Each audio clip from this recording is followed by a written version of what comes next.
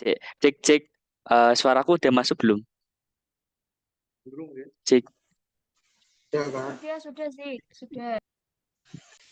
Oke, berarti aman ya. Monggo.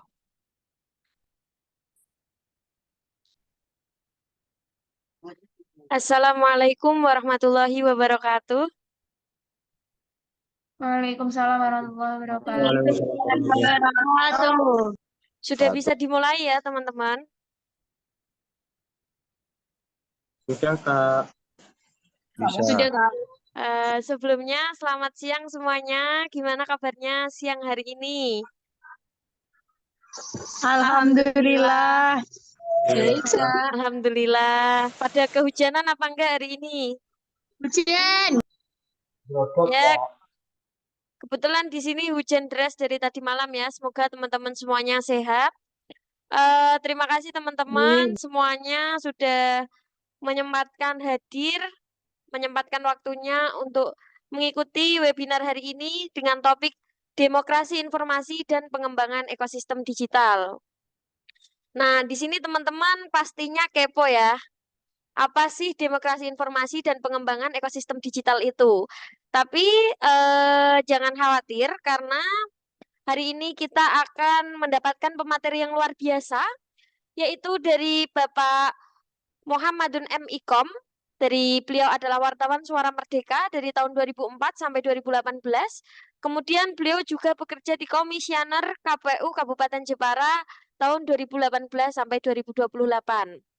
Tidak hanya itu, kita juga mempunyai materi yang sangat luar biasa, dosen akademik kita sendiri dari YN Kudus, yaitu Bapak Muhammad Lukman Ihsanuddin, MS.Sos.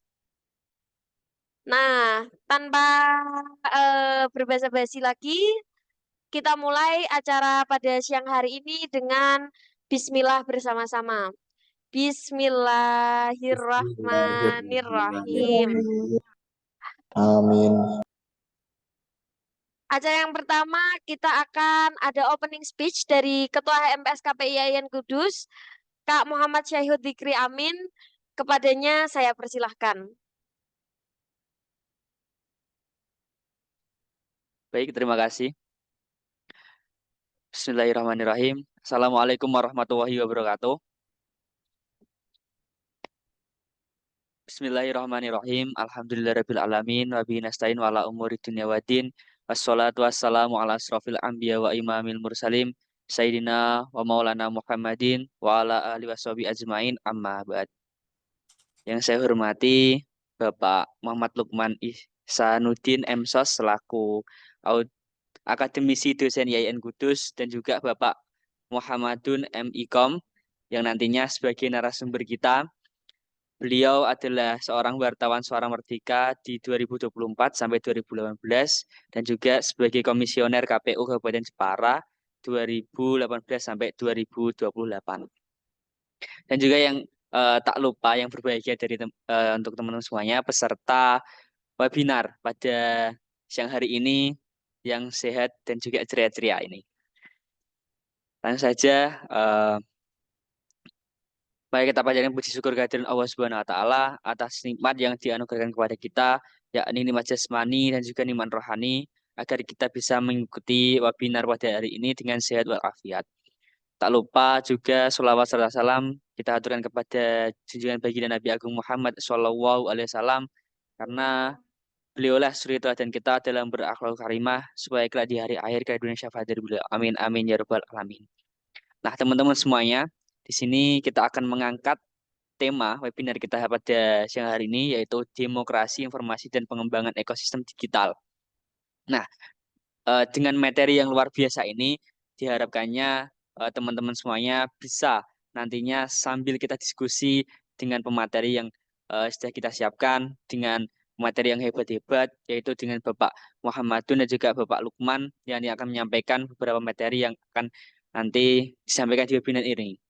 Jadi harapannya teman-teman juga aktif untuk bertanya, aktif untuk diskusi pada siang hari ini di webinar ini. Mungkin cukup itu dari saya. Kurang lebihnya saya minta maaf. Wallahul muwaffiq ila aqwamit thoriq. Wassalamualaikum warahmatullahi wabarakatuh.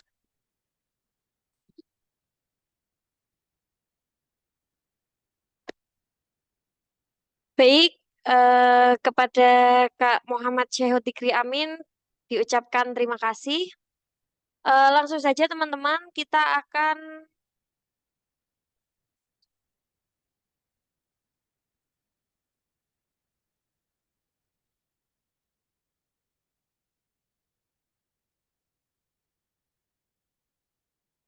mohon maaf, baik teman-teman, langsung saja kita akan memasuki materi tentang demokrasi informasi dan pengembangan ekosistem digital.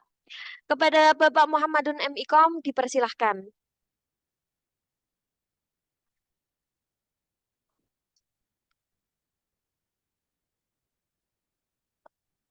Mohon maaf, eh, kepada Bapak Lukman Hasanuddin, kami persilahkan.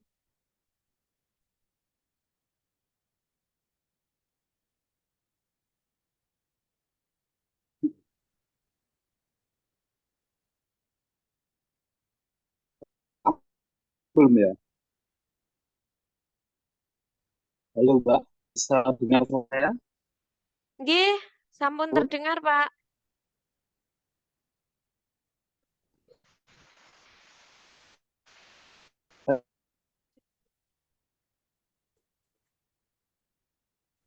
Halo, Halo, bisa dengar suara saya?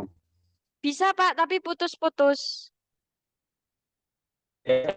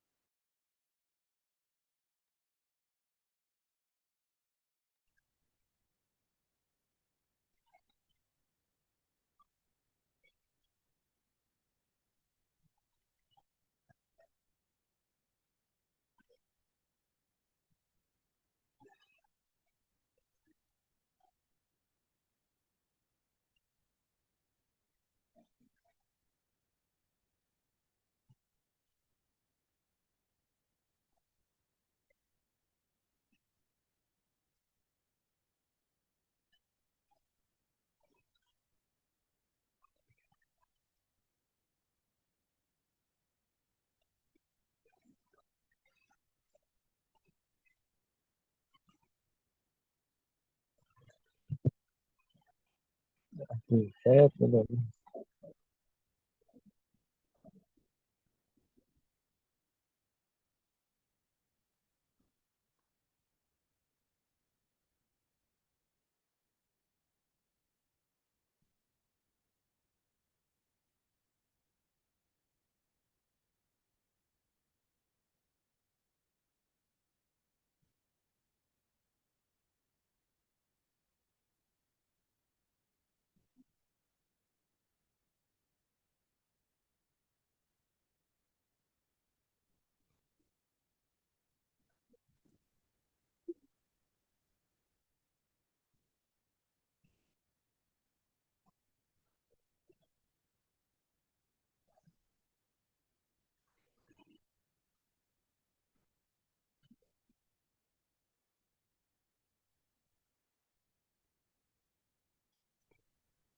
Halo, bisa dengar suara saya, Mbak?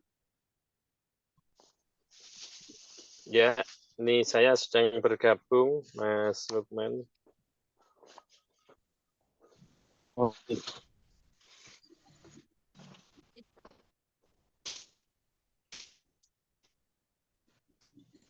Halo, monggo Bapak Abdul dulu Yes. ya untuk menyampaikan Ye. materinya, monggo. Langsung siapa ini? Saya, Mas Lukman. Nggih, Pak. Oh, oke. Nanti Oke, minta monggo. tolong di share screen ya. Minta tolong ya. Materinya nggih, Pak. Ye. Nggih. Oke, Assalamualaikum warahmatullahi wabarakatuh. Waalaikumsalam warahmatullahi wabarakatuh.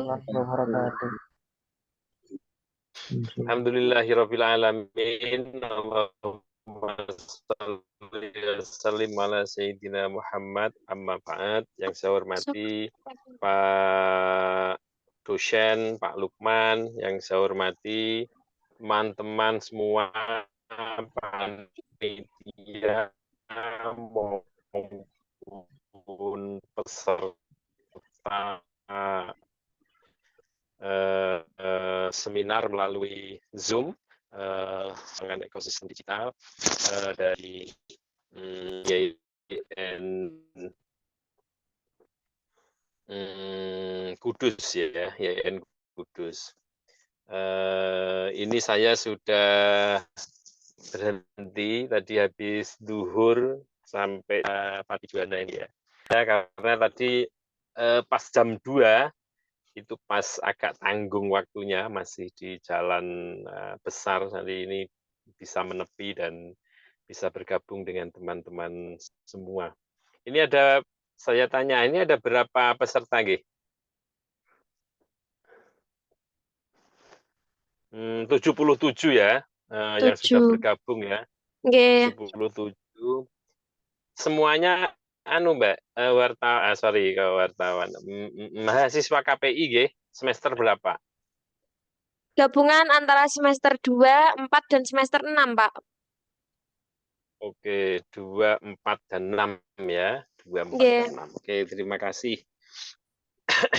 Biasanya dulu sebelum mungkin sekitar 7 atau 10 tahun yang lalu ya. 7 atau 10 tahun yang lalu saat kegiatan seperti ini saya datang ke YIN Kudus, saat itu masih STAIN ya. Di KPI ada beberapa dosen yang masih terkoneksi dan saya beberapa kali mengisi ini kemarin. Kalau tidak salah bagaimana teman-teman KPI rintis atau membuat sebuah media bagaimana mempertahankannya di tengah era-era seperti ini ya. Cuman tema itu kami munculkan yang sekarang demokrasi informasi itu sebetulnya untuk membela dalam tanda kutip ya, membela posisi saya yang memang sedang ada di KPU. Sehingga hal-hal yang terkait informasi kami split begitu ya untuk ruang-ruang demokrasi. Tapi sebetulnya demokrasi informasi itu sebetulnya makna intinya ya open access informasi ya, semua informasi yang sekarang muncul bisa di share screen Mbak ya. Baik, Pak, dalam proses. Ya. Kemudian saya memang pernah aktif di media massa selama lebih kurang 15 tahun ya, tepatnya di Suara Merdeka sejak saya lulus kuliah. Kemudian saya dulu kuliah di YIN Wali Songo, sekarang UIN Wali Songo. Kemudian saat lulus itu tahun 2004 saya langsung diterima di Suara Merdeka dan ada di sana sampai dengan 2018 bulan Oktober. Artinya setelah saya diterima di KPU, saya tidak lagi ada di Suara Merdeka karena memang pekerjaan kami di KPU itu tidak boleh dibagi dengan pekerjaan yang lain. Memang harus total di KPU. Nah, sebelum di Suara Merdeka, saat masih di kampus, saya juga aktif di media kampus. Saya menjadi redaktur di majalah edukasi dulu di Fakultas Tarbiyah, kemudian menjadi pemimpin umum di situ juga, kemudian di majalahnya, kemudian di masa saya juga mendirikan jurnal, namanya Jurnal Edukasi ya, Jurnal Edukasi. Sempat konvensional juga itu karena kami jual juga di beberapa toko buku misalnya kayak Gramedia dan lain-lain saat saya masih mahasiswa, dan dilalah saat saya aktif di Suara Merdeka, saat saya lulus ya, bekal pengetahuan maupun pengalaman saat saya berada di majalah kampus ya, di jurnal kampus dan di buletin kampus itu sangat membantu ya, sangat membantu. Saya katakan itulah peta jalan saya yang mestinya jadi guru agama, kemudian terjun di dunia komunikasi, dalam hal ini di Suara Merdeka. Nah, selama 15 tahun itu, di tengah-tengah proses kira-kira tahun 2017, saya melanjutkan studi di Undip, mengambil Magister Ilmu Komunikasi dengan konsentrasi kebijakan media.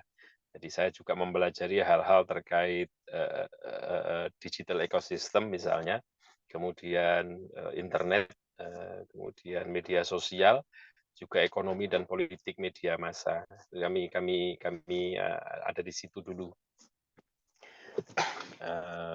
Kalau teman-teman mahasiswa ya, ini cerita-cerita saja nggak apa-apa ya, webinar nanti langsung masuk ke materi nggak apa-apa. Kalau teman-teman mahasiswa KPI sekarang merasa ada sesuatu yang belum clear ya, belum clear itu misalnya saya mahasiswa KPI ini mau ngapain misalnya ya. Menurut saya kalau sudah terjun di KPI, apalagi KPI itu ruang penyiaran, kemudian ruang komunikasi, output lulusannya coba dilihat di dalam kurikulum di kampus ya. Saya yakin ada, dilihat saja. Mungkin salah satunya memang disiapkan untuk menjadi orang-orang yang terampil, bisa bersaing misalnya di dunia kerja, di bidang penyiaran, di bidang komunikasi, di bidang public relation, di bidang peneliti misalnya ya, kemudian dimanapun. Saya sekarang karena S1-nya di pendidikan, kemudian S2-nya di komunikasi, dua-duanya saya gabungkan ya, secara personal gitu ya. Saya gabungkan, yang ketemunya memang dunia komunikasi. Nah, dunia komunikasi itu menurut saya dunia yang sangat simple sekali, supel sekali. Supel itu pengertiannya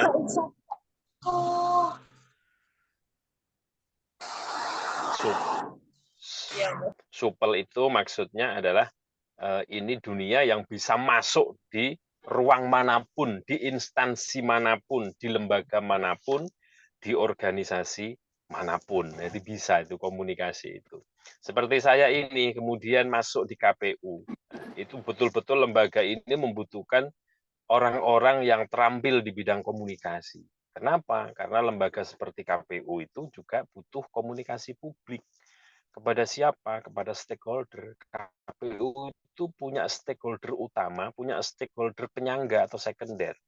Stakeholder utama KPU itu misalnya partai politik peserta pemilu, calon, kemudian pemerintah daerah, Forkopimda, organisasi perangkat daerah, dan lain sebagainya ya. Kemudian ada organisasi-organisasi kemasyarakatan dan lain-lain. Sampai pada teman-teman pemilih ya, itu semuanya butuh interaksi dengan lembaga seperti KPU. Maka bidang komunikasi ini juga bisa masuk. Kalau teman-teman menjadi mahasiswa, ya, kemudian nanti merasa gampang akan jadi apa, tekunilah dunia komunikasi itu dengan sebaik-baiknya. Mata kuliah yang ada itu diperdalam. Jadi misalnya bisa jadi dari KPI ini muncul ya, lulusan-lulusan yang terampil di ilmu komunikasi, misalnya ya menjadi wartawan, misalnya ya, atau menjadi peneliti. Betapa luas tema-tema komunikasi yang bisa diteliti di tengah-tengah masyarakat kita. Ya, banyak sekali. Dinamika pemilu misalnya, ruang penelitiannya luas sekali itu kalau diambil dari sudut pandang komunikasi. Ya, kemudian kalau teman-teman kemudian ada yang jadi kepala desa, misalnya ada yang jadi ASN, misalnya ada yang jadi apalah ya, semua itu tidak ada yang pernah sia-sia. Saya katakan menulis ya, kemudian membuat sebuah video pesan yang intinya adalah business message ya, bisnis pesan itu sesuatu yang sangat dibutuhkan di masyarakat. Nah, itu preview apa namanya dari saya untuk apa ya membuat semacam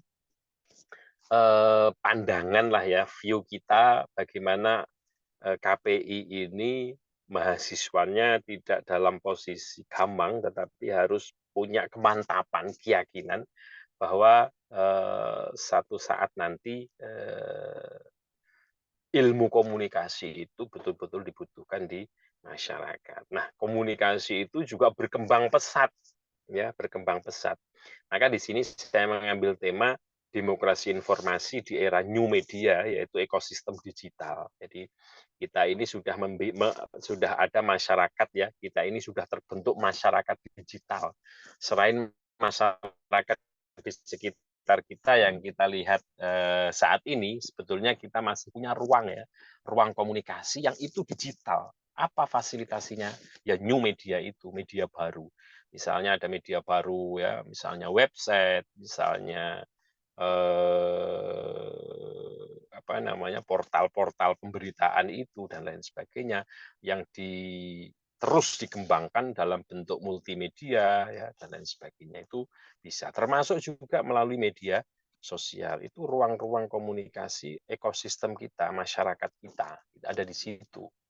Saya boleh mengatakan bahwa kebanyakan aktivitas teman-teman sekarang ya, generasi Z, generasi milenial ya, itu lebih banyak di ruang digital ketimbang di ruang kasat mata ya, kasat mata. Maka demokrasi informasi yang saya pandang sebagai open access ya, open access akses informasi apapun terbuka ya di era seperti ini, teman-teman mau memosisikan di mana teman-teman atau kita semua mau ada di posisi di mana.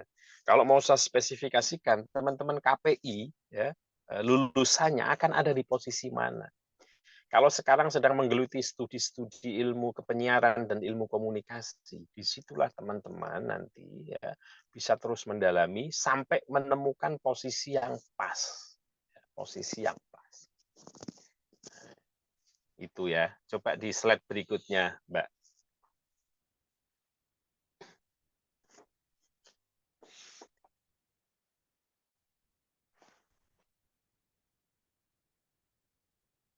Slide berikutnya. Slide berikutnya. Nah, ini ya, di ruang ini. Internet. Kita sekarang itu ada di ruang internet. Ya, internet itu bahasa umum. Sebelumnya. Internet itu bahasa umum. Saya ceritakan ya. Karena saya pernah mengambil tesis atau meneliti ini ya, apa namanya? Konvergensi media. Konvergensi media itu bagaimana sebuah perusahaan media bisa mempertahankan diri ya, media cetak. Saya meneliti kebetulan di Suara Merdeka. Bagaimana sebuah media massa cetak bisa bertahan di tengah situasi seperti ini. Maka dalam penelitian saya itu yang saya ungkap di situ adalah media massa itu butuh berkonvergensi. Artinya mengembangkan ruang-ruang media yang lain sebagai sekoci-sekoci bisnis yang bisa menopang bisnis intinya gitu ya. Maka kita melihat media-media sekarang yang cetak ya, sebut saja Kompas, Jawa Pos, Suara Merdeka atau yang lain ya, media massa cetak. Tidak ada yang tidak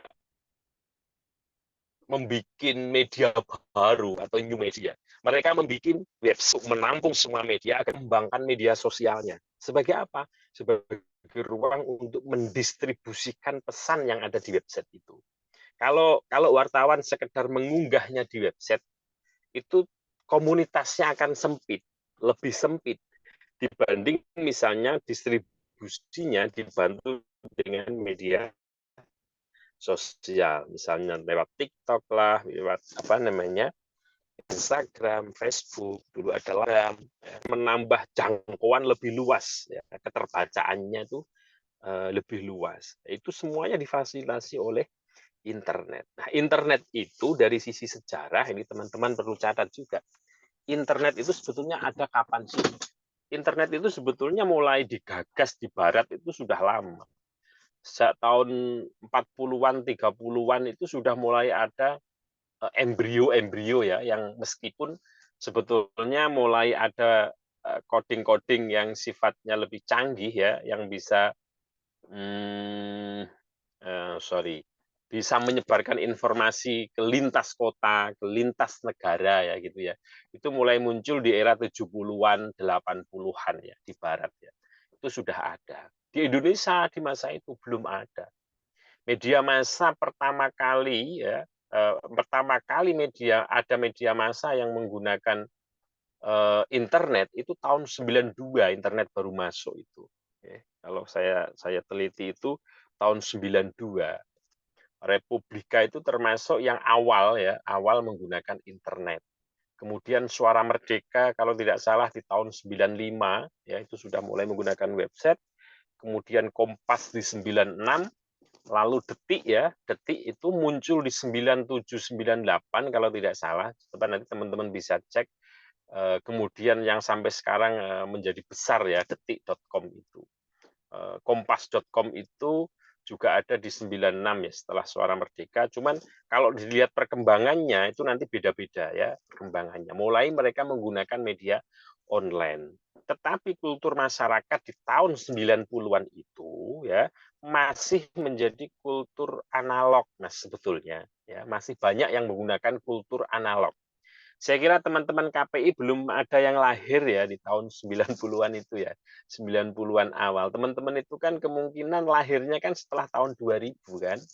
Nah, tahun 2000.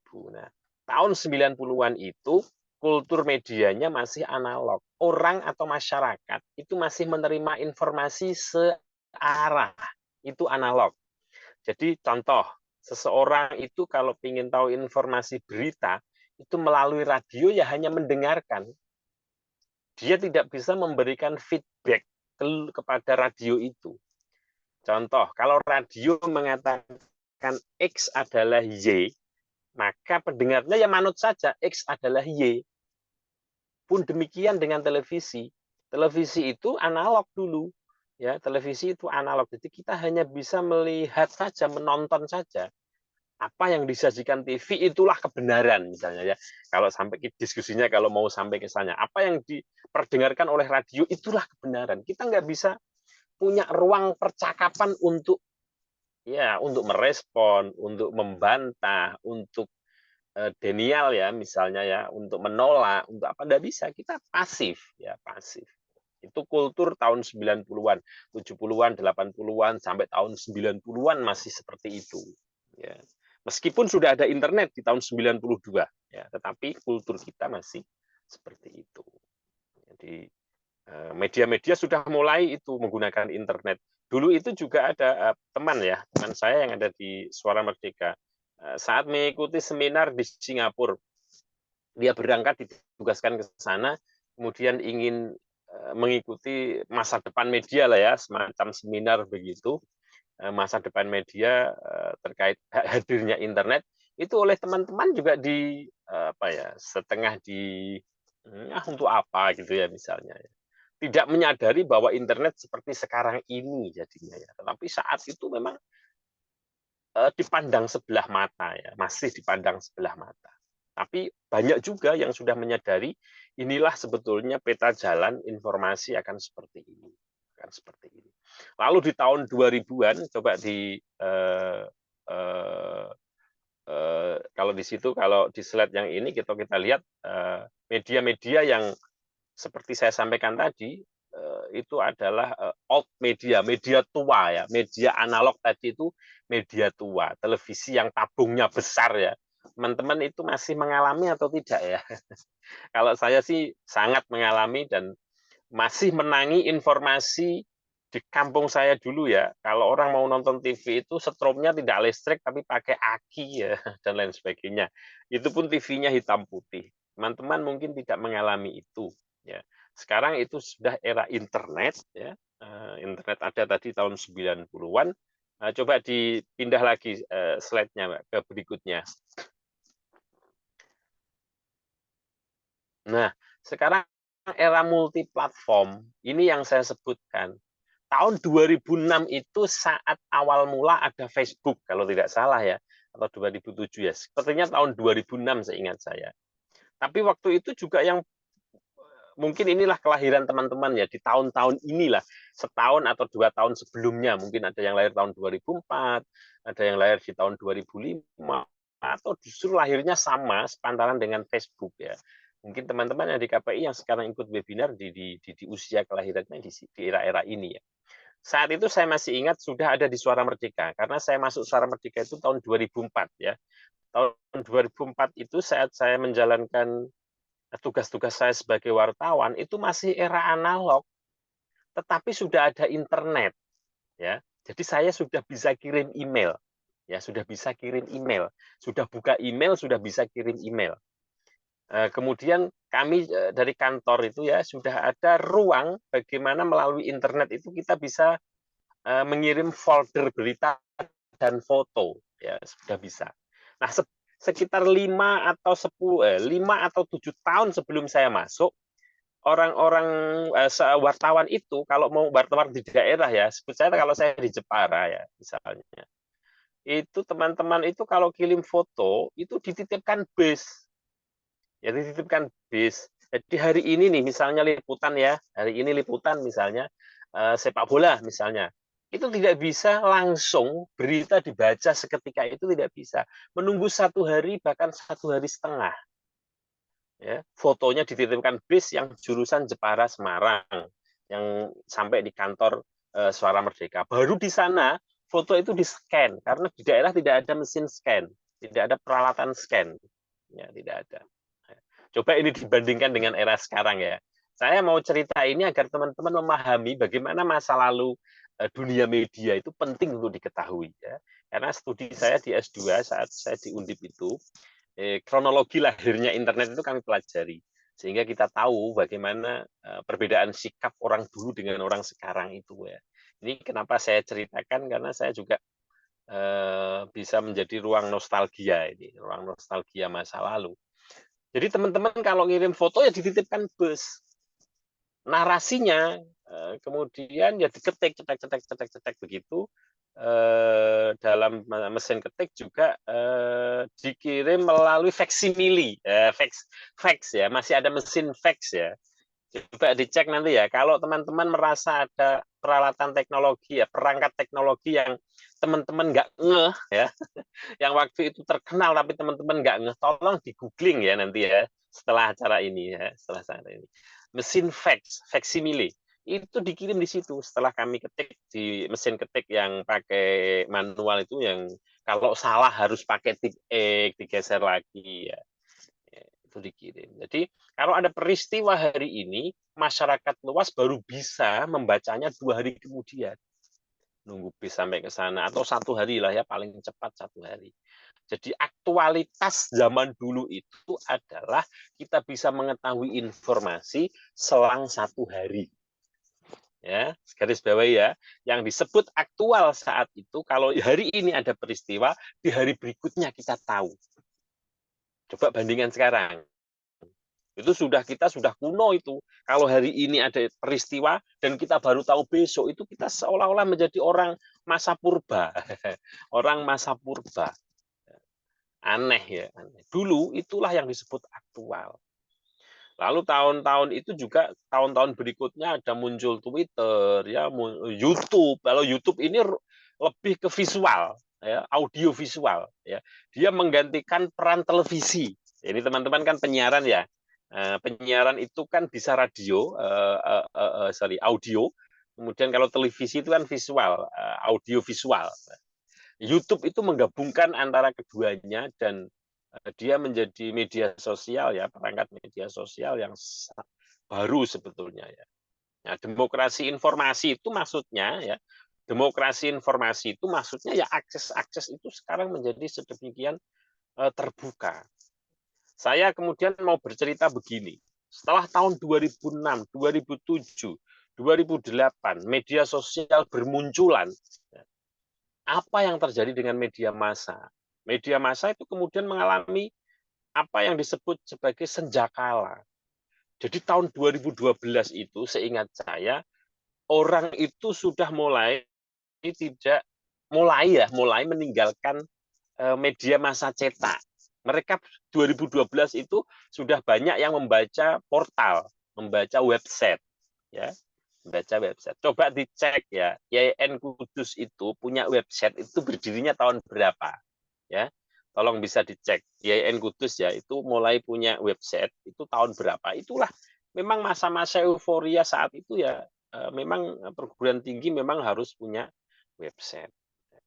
Sehingga nanti pada perkembangan berikutnya, tahun 2015 setelah ya kira-kira, media massa itu betul-betul mengalami senjakala betul ya. Yang cetak terutama, itu oplah atau tirasnya, penjualannya sudah mulai turun.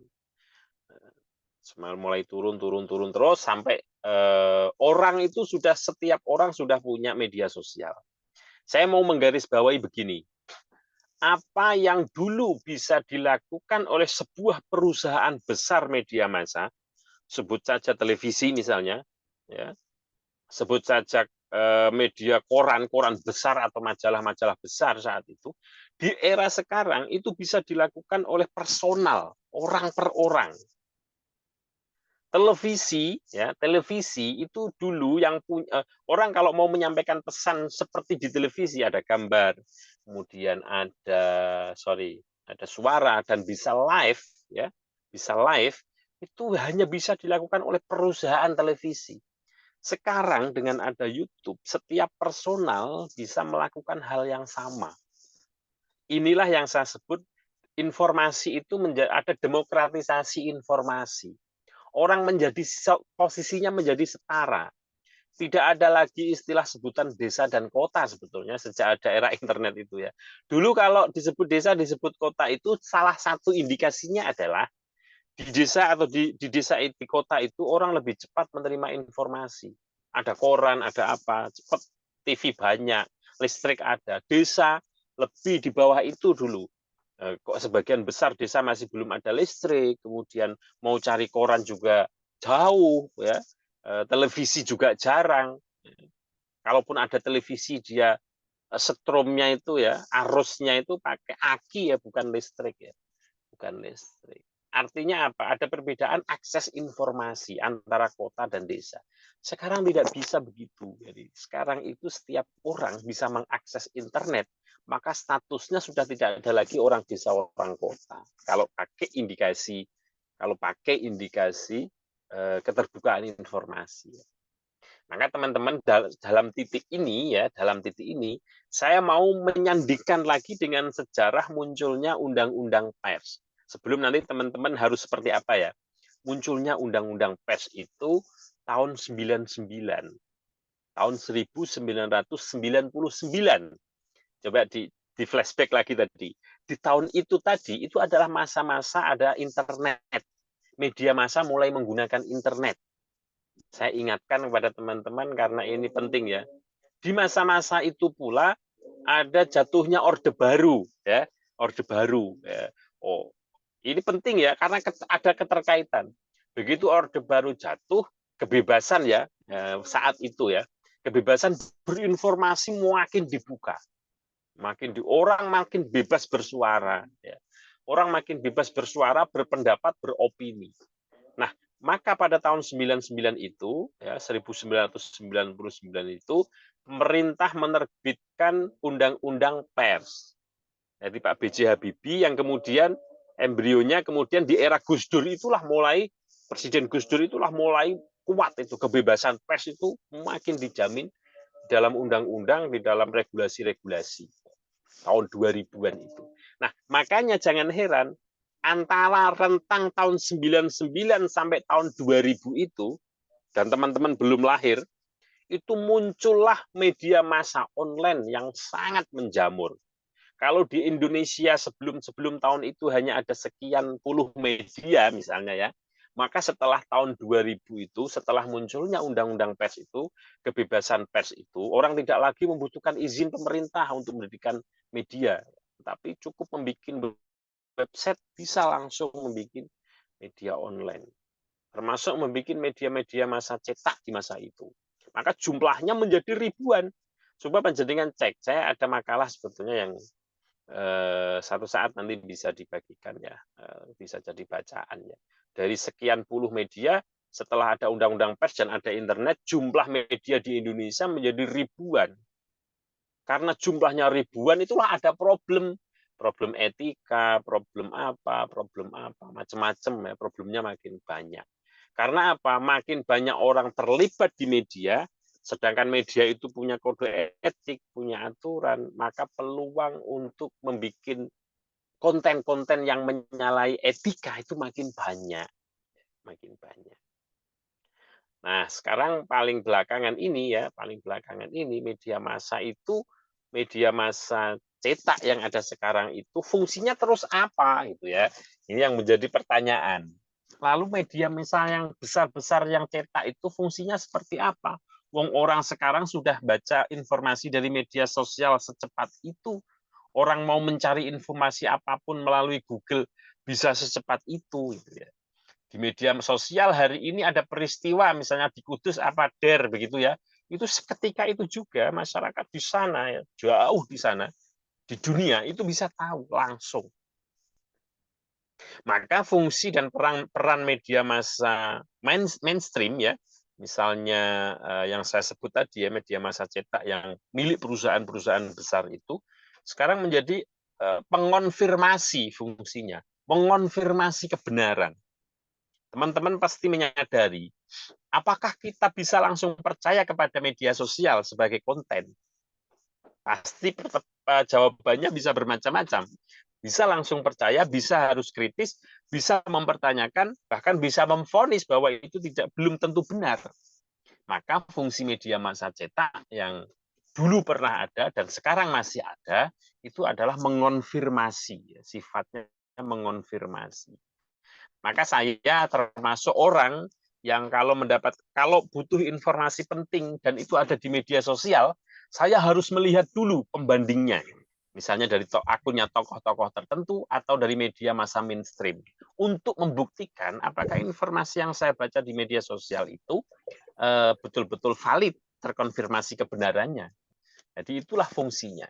Maka ini saya masuk ke sesi yang paling akhir ya teman-teman di KPI ya. Kalau mau bertumbuh di dunia media, teman-teman harus memperhatikan sejarah-sejarah yang saya sampaikan tadi menurut saya. Jadi sejarah media itu dulu pernah berjaya menjadi ruang untuk mengawal kemerdekaan. Tetapi kemudian muncul internet, lalu polanya menjadi berkembang seperti ini ya, yang sampai sekarang seperti ini. Orang bisa dulu orang ini ada pepatah begini. Dulu orang bisa mati karena tidak punya akses informasi. Karena dia betul-betul orang desa, dia bisa tertinggal. Mati itu maksudnya tertinggal dan lain sebagainya. Tapi sekarang orang bisa mati, bisa terjerumus bukan karena dia tidak punya informasi, tapi karena terlalu banyak informasi. Nah, ini untuk orang-orang yang tidak hati-hati menggunakan media massa atau media sosial ya, dia bisa terjerat kasus-kasus tertentu misalnya. Bukan karena dia tidak punya informasi, saking banyaknya informasi dan dia tidak punya filter yang kuat. Dia tidak punya standar-standar etika yang dipegang. Saya yakin kurikulum di KPI yang dikembangkan oleh YIN Kudus ya, memberikan porsi bagaimana mengembangkan media yang bisa berstandar etika juga ada, standar ketertarikan sesuai kebutuhan publik yang sekarang juga ada. Maka menurut saya teman-teman semua ya, kalau sekarang sedang aktif di media massa online ya, di media massa maksud saya ya, kalau itu media massa cetak, tidak apa-apa dipertahankan cetaknya. Tetapi tidak perlu banyak-banyak karena itu membutuhkan biaya yang cukup besar ya kalau cetak. Kembangkanlah, konvergensilah dengan media massa online ya. Bikinlah portal online, kemudian dikembangkan untuk mendistribusikannya ya, pakailah media sosial. Bikin akun media sosial untuk menopang website itu. Ya. Misalnya IAIN Kudus itu punya website, tetapi IAIN Kudus juga punya akun media sosial resmi. Akun media sosial resmi milik IAIN Kudus untuk menyebarkan apa yang sudah diunggah di website. Ya, termasuk untuk membuat video-video konten-konten yang menarik. Ya. Itu sekarang menjadi sebuah kebutuhan. Lalu bagaimana? Apakah setelah membentuk media seperti ini ada jaminan bahwa media kita punya tempat di tengah masyarakat yang sudah banyak sekali media massa yang dikembangkan? Nah, ini pertanyaan dijawab ya, sulit untuk jawab. Kalau mau membuat media massa yang berbasis online, teman-teman harus mempertimbangkan karakter media itu. Akan dibikin karakternya seperti apa media ini.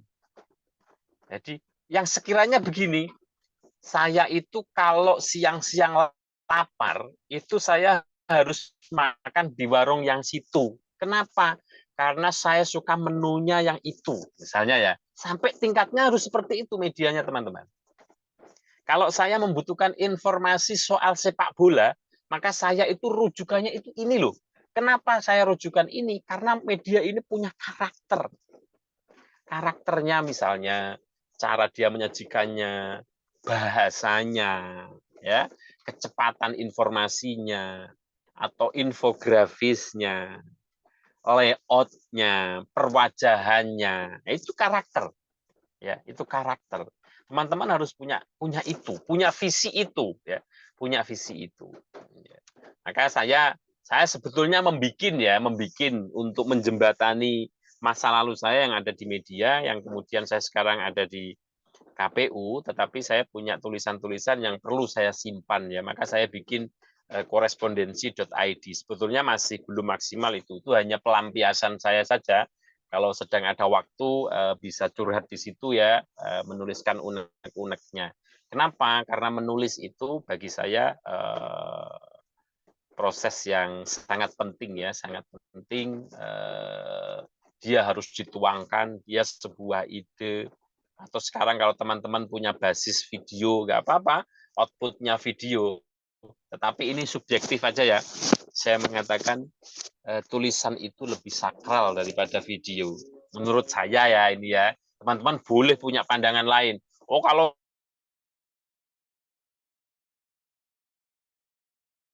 video itu bisa lebih mensejahterakan misalnya ya.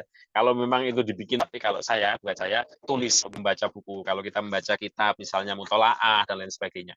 Tulisan-tulisan zaman kuno ya, zaman ulama-ulama zaman dahulu misalnya ya, Ihya Ulumuddin misalnya, atau kitab-kitab fikih yang lazim diajarkan di pesantren seperti Takrib, seperti Tahrir, Fathul Mu'in, ya Wahab, Iqna, ya Yanatul Thalibin dan lain sebagainya itu tulisan bukan video. Dan dia bertahan sekian ratus tahun. Dia bertahan sekian ratus tahun. Tapi sekarang kan mulai kombinasi audiovisual ini. Ya. Teman-teman boleh memilih. Tetapi sememilih-memilihnya teman-teman harus punya karakter. Mau di ruang mana sih teman-teman ini berkiprah? Jenis kelaminnya apa sih media ini? Ini media olahraga, ini media agama, ini media hiburan, ini media kuliner, atau ini media pendidikan, atau ini media dakwah, ini media, itu harus punya. Dipikirlah yang matang ya soal itu. Kalau saya di korespondensi ID itu masih seadanya. Itu hanya website biasa lah ya untuk menampung tulisan-tulisan saya. Di situ juga saya sebutkan bisa diakses juga itu. Jangan semua ketik korespondensi.id nanti akan ketemu. Cuman bannernya masih sejak dulu masih seperti itu tulisan tangan biasa itu. Kemudian saya tulis ya. Itu aja yang baca sudah puluhan ribu orang itu. Padahal saya tidak pernah mendistribusikan website itu. Maksudnya tidak pernah itu, kalaupun pernah itu jarang sekali dan bisa dihitung dengan jari. Karena saya ya masih menyimpannya. Itu hanya ruang privat saya aja sebetulnya. Ruang privat saya. Privat kok di website ya. Maksud saya masih menahan diri untuk mempublikasikan melalui media sosial. Jarang sekali. Misalnya saat COVID dan lain sebagainya, itu jarang. Nah itu ya teman-teman, coba dilihat slide berikutnya, saya kira sama. Coba slide-slide bagian akhir, di 2 terakhir Mbak. Terus, ini data dukung aja, terus ke bawah.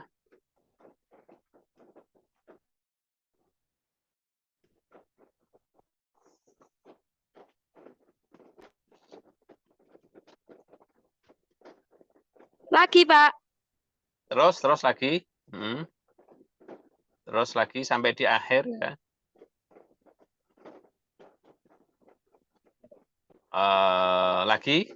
Terus lagi. Nah, ini catatan akhir aja. Ya, ini catatan akhir aja. Jadi teman-teman semua, saya kira perlu mengubah mindset dan adaptasinya. Ya, adaptasinya. Jadi teman-teman kuncinya kalau mau berkembang, diantaranya adalah mindset-nya itu harus point of view-nya teman-teman, pandangan teman-teman itu apakah akan seperti apa, itu akan menentukan. Dan adaptif ya, adaptif. Teman-teman harus adaptif. Jadi teman-teman tidak perlu memburu viralitas. Kalaupun itu efeknya viral nggak apa-apa, tetapi viral itu bukan tujuan. Sebab viral itu umurnya sebetulnya nggak panjang. Ya, umurnya nggak panjang. Hari ini bisa viral diperbincangkan oleh ribuan bahkan jutaan orang. Tetapi usia viral itu nggak lebih dari sepekan biasanya.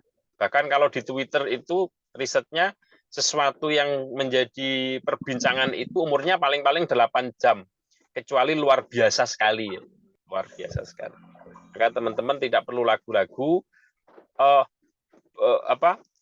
mindset dan adaptasi yang cepat ya. Karena teknologi ini nanti kan terus berkembang. Konten itu punya perkembangan. Coba saya kasih contoh ya. Saya kasih contoh nih.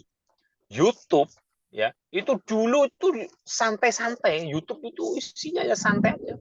Sekarang di YouTube itu sudah ada podcast ya, sudah ada seminar, sudah ada macam-macam. Dulu tuh nggak seperti itu YouTube ya. Sekarang YouTube itu sudah punya konten-konten untuk podcast ya. Coba podcast di YouTube itu sangat banyak sekali dan sekarang lebih serius lagi di YouTube itu. Banyak konten-konten yang serius. Itu artinya apa? Ada adaptasi yang dilakukan oleh pengguna media sosial. Ya teman-teman juga tetap melihat ya. Maka nanti teman-teman harus memahami teknologi informasi, bisa mengoperasikannya. Menurut saya ada keterampilan-keterampilan multitasking yang teman-teman harus paham kalau mau tetap bertahan di dunia media. Yang pertama, kemampuan teknologi informasi itu harus ada. Yang kedua, kemampuan untuk editing ya, video dalam hal ini ya, editing video dan lain, take dan editingnya, mengambil dan mengeditnya kalau mau di dunia penyiaran dan audiovisual ya. Kemudian kalau itu radio maka public speaking-nya juga harus bisa ya. Dunia kepenyiaran itu kan public speaking ya, public speaking. Kemudian kalau itu dunia tulis menulis maka wajib bisa menulis. Writing itu wajib bisa. Dan orang bisa menulis itu bisa dibaca di korespondensi.id ya, karena di situ ada consulting, writing consulting. Jadi saya juga menjadi konsultan menulis di situ ya, kira-kira begitulah ya. Nah, prasyarat orang untuk bisa menulis itu apa? Saya tuliskan di situ. Dia harus banyak baca, dia harus banyak diskusi. Kalau tidak tulisannya insya Allah kering itu. Kering. Kalau dia nggak pernah baca, nggak pernah diskusi, tulisannya biasanya kering. Atau yang paling penting yang dan digunakan untuk dalam menulis itu adalah critical thinking ya. Berpikir kritis itu juga penting. Jadi kalau teman-teman memutuskan untuk mengembangkan media, apapun itu medianya termasuk online, maka satu, kompetensi teknologi harus paham, dikuasai. Yang kedua, tadi yang saya sampaikan kemampuan untuk editing ya, itu masih masuk teknologi ya. Yang berikutnya adalah critical thinking, punya berpikir kritis, kemudian bisa menulis, ya bisa menulis, kemudian itulah sebetulnya yang dibutuhkan ya, itulah yang dibutuhkan. Kalau saya mengutip apa yang sampaikan Jack Ma ya ini ya, orang kaya di Cina ya. Coba dicari pemilik Alibaba dulu. Dia pernah mengatakan begini, generasi kita itu, ini bagian dari penutup ya, generasi kita itu ya kalau ingin dia tidak basi, dia harus bisa punya kompetensi yang mesin itu tidak bisa melakukannya. Kalau mesin bisa melakukannya, kenapa kita mesti belajar jauh-jauh? Yang sudah bisa dilakukan oleh mesin. Maka critical thinking, berpikir kritis, itu tidak bisa dilakukan oleh mesin, oleh ide dan gagasan kita sendiri sebagai teman-teman. Kalau cek, apakah teman-teman bisa membaca yang benar itu yang bagaimana? Kalau kita membaca sekian buku, ada satu atau dua orang nih misalnya, sama-sama membaca buku, nanti outputnya bisa beda loh, walaupun itu bukunya sama. Kenapa?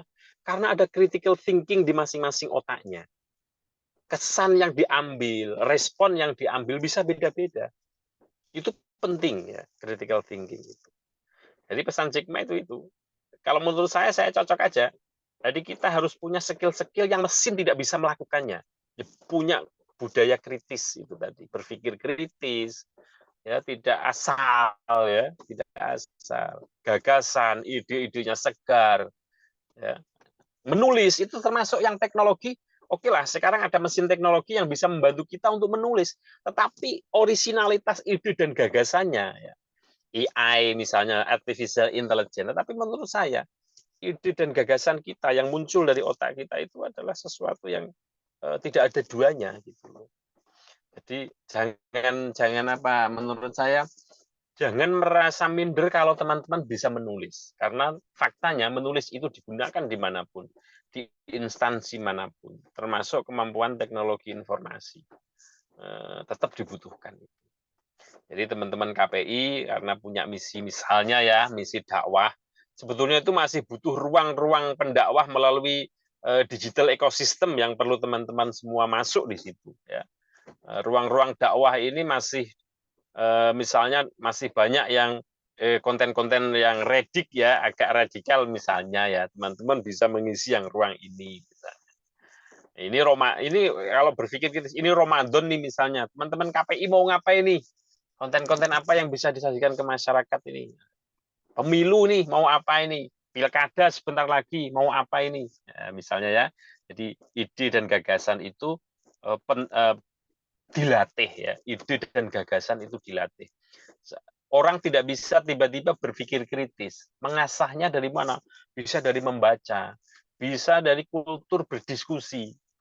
Maka teman-teman kalau di kampus itu ya, ruang-ruang kelas itu manfaatkan untuk diskusi, bertanya, menjawab, berargumentasi, Denial misalnya agak kritis membantah, tapi harus pakai argumentasi yang sehat ya. Itu nggak apa-apa. Saya yakin dosen-dosen akan berbahagia kalau mahasiswa-mahasiswanya punya daya pikir yang kritis. Disitulah sebetulnya modal besar teman-teman untuk bisa mengembangkan dunia media. Maka jangan heran teman-teman yang ada di media itu orang-orang yang punya daya pikir kritis. Kalau nggak kritis, nggak mungkin dia bisa output tulisan seperti itu, seruntut itu, sebaru itu, sesegar itu, semenggelitik itu, atau selucu itu nggak mungkin gitu. Jadi kan coba baca Kompas, baca Suara Merdeka, Bahasa Jawa Pos, mungkin teman-teman bisa membandingkan tulisan-tulisan yang ada di media-media masa itu. Kalau di online misalnya ada di Tirto ID misalnya, Kumparan, macam-macam ya, banyak media online yang bisa dijadikan contoh ya, bisa dijadikan contoh. Saya kira itu ya hal-hal yang bisa saya sampaikan. Selebihnya teman-teman bisa membaca tulisan-tulisan saya yang saat gundah gulana gitu ya di Korespondensi ID. Klik aja yang di menu media sosial juga bisa. Klik aja yang di menu writing consultant juga bisa. Atau itu ada beberapa pilihan menu kok. Kalau story itu juga ada. Story itu cerita-cerita aja juga ada. Ada apa namanya, banyak pilihan di situ, tapi jumlah tulisannya masih puluhan ya, belum ratusan. Nanti setelah tidak sibuk di KPU, mungkin ada ruang menulis, kami bisa lebih banyak menulis lagi. Tapi ini alasan aja ya. Menulis itu sebetulnya tidak perlu menunggu tidak sibuk. Karena kalau malas ya malas saja sebetulnya. Jadi teman-teman jangan seperti itu misalnya ya. Tidak ada alasan sibuk. Karena apa? Kita tuh tidak adil. Jadi kadang-kadang kita bermedia sosial, WA-an nggak terasa 1 jam, 2 jam. Kita TikTokan 1 jam, 2 jam. Itu kalau dibikin untuk menulis juga bisa kan sebetulnya. Ya.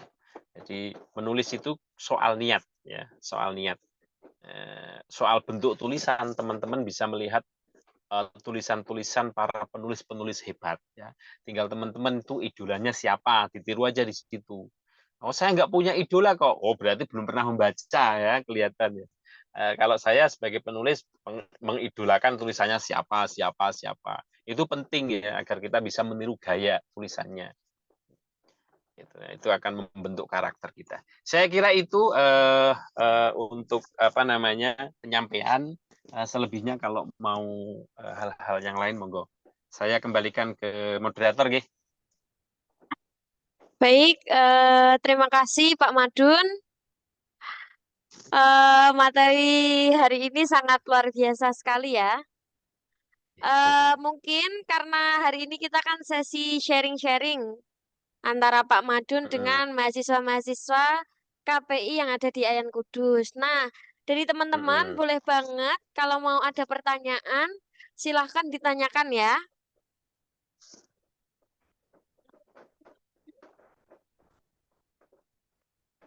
Silakan saja, tidak usah malu-malu karena kapan lagi kita akan bisa sharing bareng dengan beliau yang sudah sangat istimewa di bidang KPI, di bidang apa yang sudah kita pelajari selama ini. Silakan teman-teman bisa bertanya.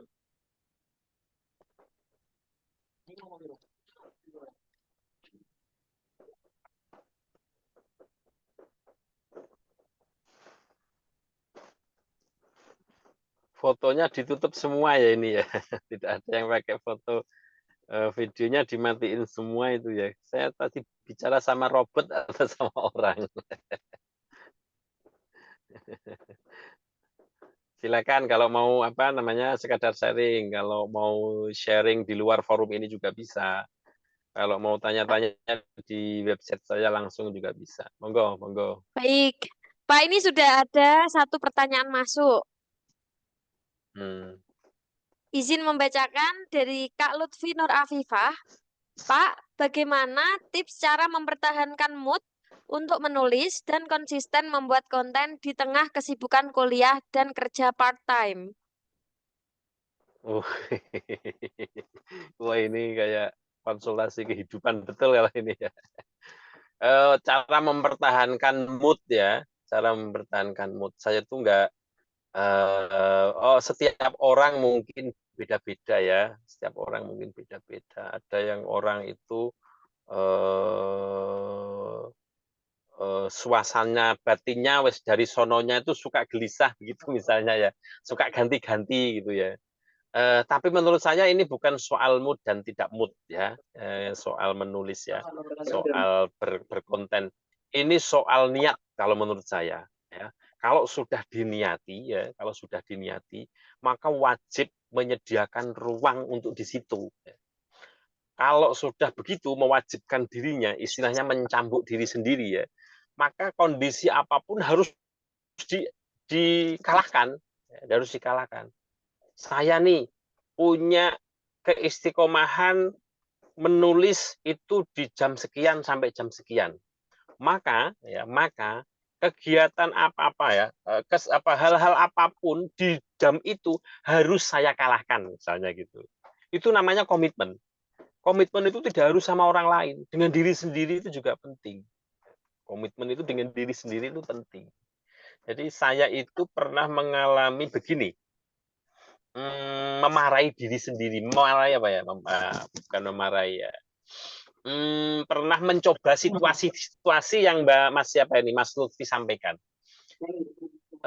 Saya mau mencoba menulis saat situasi mood saya nggak enak. Mood itu maksudnya suasananya, batinnya, entah itu lapar, entah itu bete, entah itu ngantuk, entah itu bad mood itu apa ya, macam-macam lah ya, macam-macam. Namanya suasana hati kadang-kadang nggak stabil itu, kadang-kadang ya. Dulu. Sekarang saya sudah semuanya mood semua lah ya. Sudah apa makin mateng, psikisnya makin mateng ya, makin mateng. Dulu yang namanya masih mahasiswa itu memang mood-moodan itu, permen-permenan begitu ya. Jadi kadang-kadang nggak enak. Nah, saya pernah saat tidak mood, saya tetap nulis.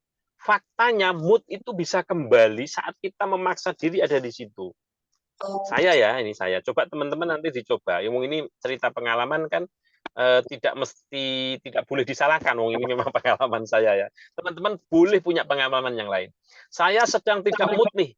Saya sedang tidak mau menulis, tapi saya paksa untuk menulis. Nah, setelah saya menulis, kemudian ide-ide itu muncul, itu justru yang tadinya saya nggak mood menjadi lebih mood lagi. Dahsyat itu ya, dahsyat sekali. Dan saya menjadi tidak kepingin yang lain-lain, kepingin menulis itu. Itu ada. Pernah maksudnya ya, pernah. Jadi itu sudah sampai pada level kalau saya tidak mood, obatnya justru nulis gitu ya. Sampai di level situ.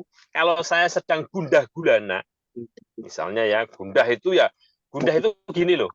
Kadang kan ada orang yang merasa hidup ini kok tanpa makna ya, kayak hampa ya, kayak nggak ada gunanya, kayak kosong.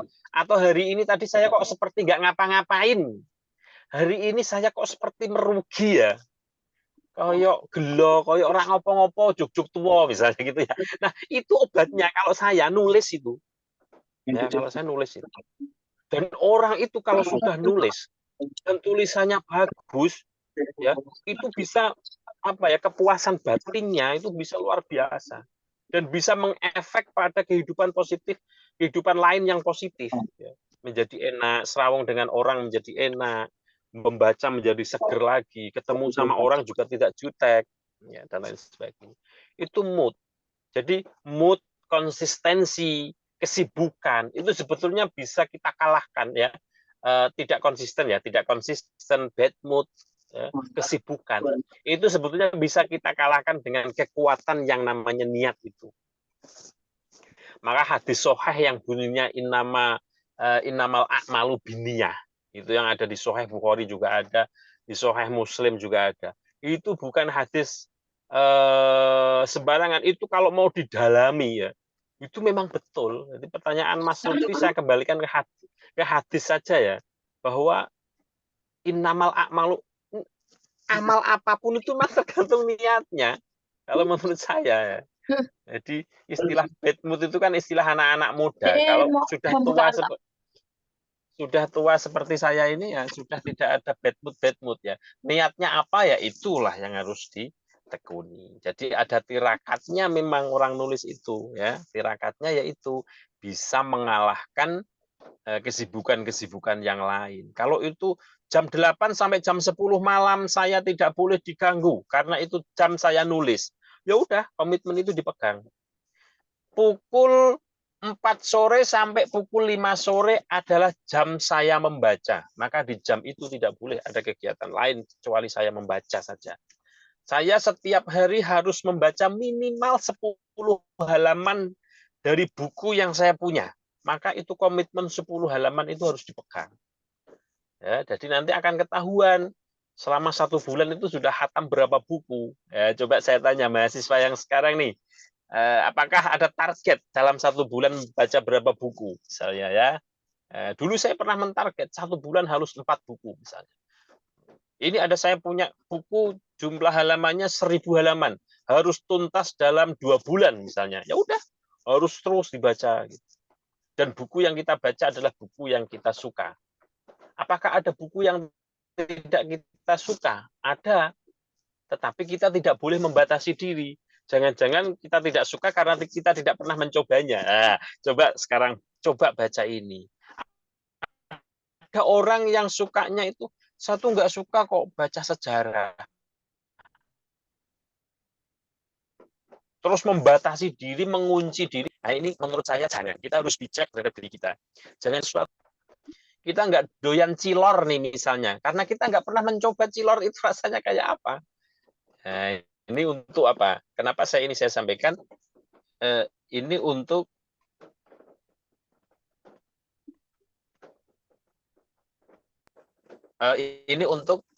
membuka view kita itu agar luas. Orang yang ada di media itu tidak boleh punya view yang sempit. Dia prasyaratnya ya, tadi saya bilang critical thinking, dia harus luas, pandangannya luas, bijaksana menurut saya. Open informasi, open itu informasi apapun, tidak gampang memvonis atau menjustis, ya, tidak gampang menghakimi. Jadi harus hati-hati ya, bijak terhadap informasi. Itu orang-orang, kalau teman-teman mau aktif di sini nanti, kalau itu bisa tertanam secara terinternalisasi di kita, insya Allah kalau teman-teman bermasyarakat itu juga temannya menjadi banyak, nggak punya musuh ya. Atau kalau ada orang yang kira-kira nggak cocok dengan kita, aku nggak nemen-nemen gitu ya, nggak nemen-nemen. Itu apa namanya?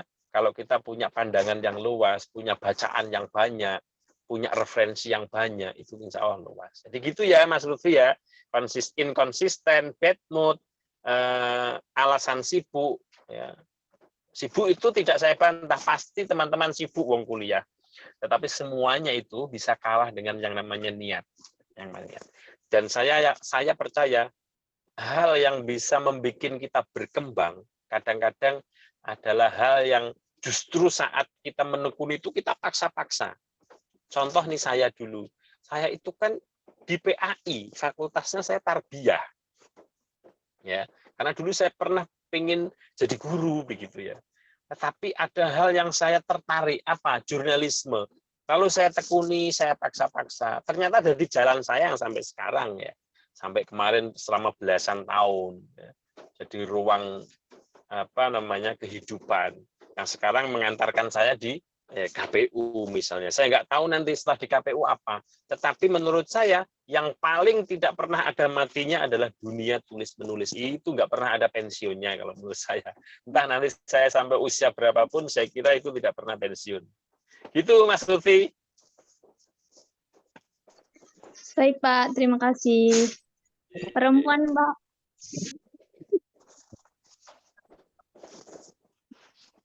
Baik, terima kasih Pak. Ini ada pertanyaan lagi dari Kak Faizin. Izin bertanya, tadi sudah disinggung terkait critical thinking. Bagaimana cara kita untuk mengatur media kita terkait timing saat kita menjadi media yang mengkritisi kebijakan kampus atau oposisi dan sebaliknya, dan kita juga sebagai media promosi kebijakan kampus. Ya, pertanyaan yang bagus dan cukup rumit juga ini ya. Mas Faizin ya, media kampus itu kalau sejarahnya dulu ya, zaman saya masih mahasiswa tahun 90-an itu trennya kritis ya. Trennya kritis ya, tidak apa ya dua-duanya bisa ya, dua-duanya bisa. Ini pilihan, itu kan jenis kelamin kan termasuk kan, ini pilihan. Apakah akan menjadi oposisi, apakah akan berpikir kritis konstruktif, atau akan menjadi ruang untuk promo ya, ruang untuk corongnya kampus. Yang menurut saya ketiga-tiganya adalah pilihan dan ketiga-tiganya punya risiko ya, ketiga-tiganya punya risiko. Tetapi kalau boleh saya sharing ya, kalau menurut saya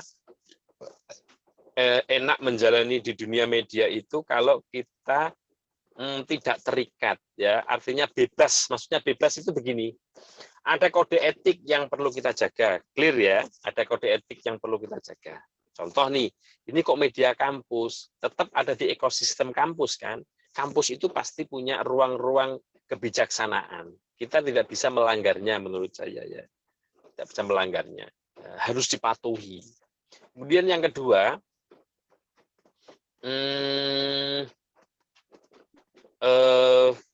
kita bisa mengambil posisi mediator. Media itu sebetulnya kan mediator kan. Media kan ruang ya. Tapi orang yang mengantarkan dua kepentingan ya, yang berbeda atau sama kepentingannya, itu namanya mediator kalau menurut saya. Maka kalau mau seperti ini, yang seperti saya sampaikan, kalau itu jadi pilihan loh ini, karena masing-masing punya resiko ini. Kalau mau jadi mediator itu gampang. Media, ya media kampus ya misalnya, itu apa suara mahasiswa, apa kebijakan kampus, difasilitasi oleh media itu. Jadi keberpihakannya kemana? Pertanyaannya. Keberpihakannya adalah ke kemaslahatan kampus. Contoh, ini kampus ada kebijakan, ini mahasiswa ada suara keberatan misalnya. Titik temunya di mana nih? Nah, media ada di ruang situ. Ya, keberpihakannya adalah kemaslahatan, bukan kepada kampus, bukan kepada mahasiswa maksudnya. Bisa saja kemaslahatan itu muncul dari mahasiswa, tapi bisa juga kemaslahatan itu muncul dari otoritas kampus. Nah, itu teman-teman media bisa mengambil ruang ini yang menurut saya lebih bijak ya. Kalau oposisi, masa iya teman-teman kampus gebuki terus kampus gitu ya misalnya ya. Wong kita itu bagian dari kampus itu kan, bagian dari kampus. Bahwa kritis itu perlu, kritis itu maksudnya kita mengkritisi kalau ada kebijakan kampus yang dirasa kurang pas, kita sampaikan dengan bahasa yang pas. Kampus itu ya, bukan kampus.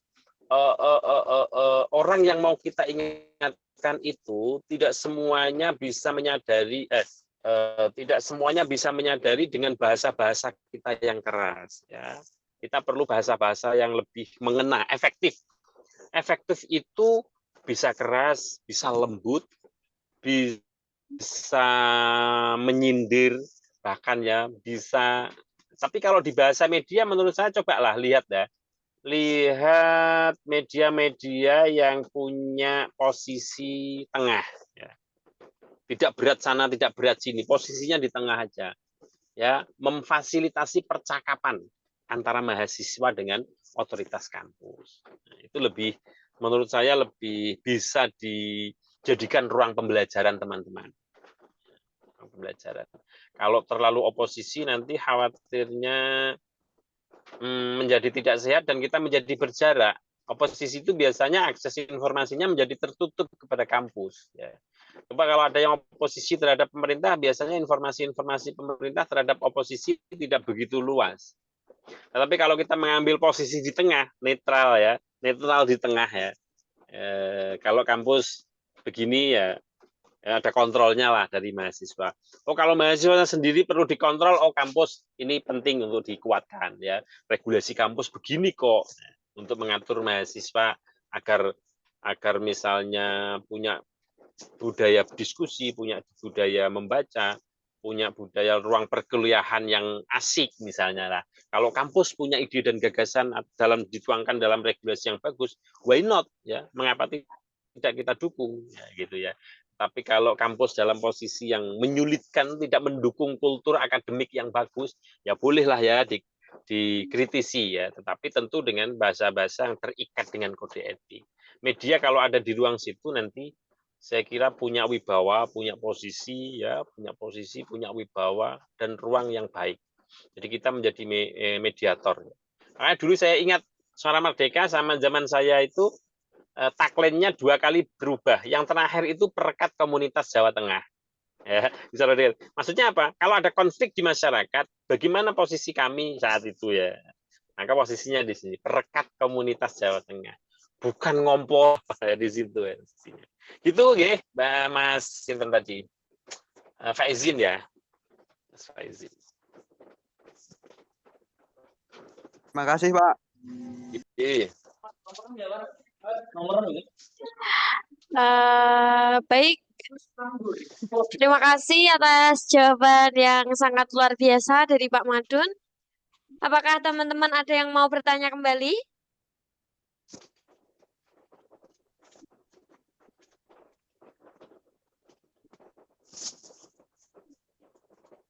Jika tidak, mungkin kita bisa on cam sebentar untuk dokumentasi. Teman-teman.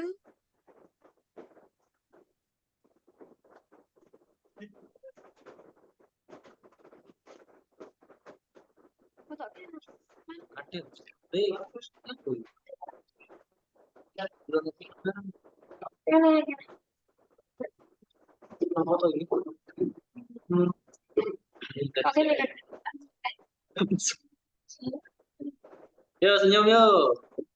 Semuanya senyum.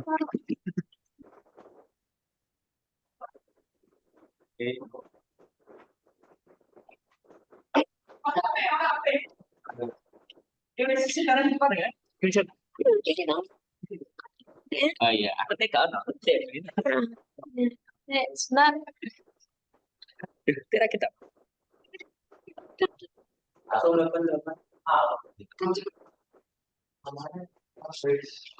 Pipin nomornya 08.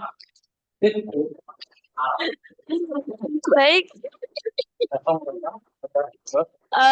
Terima kasih untuk partisipasi teman-teman hari ini. Kita juga berterima kasih banyak untuk Bapak Madun atas materi kita pada hari ini yang sangat berhubungan dan berkaitan dengan apa yang telah kita pelajari selama ini sebagai mahasiswa KPI di IAIN Kudus.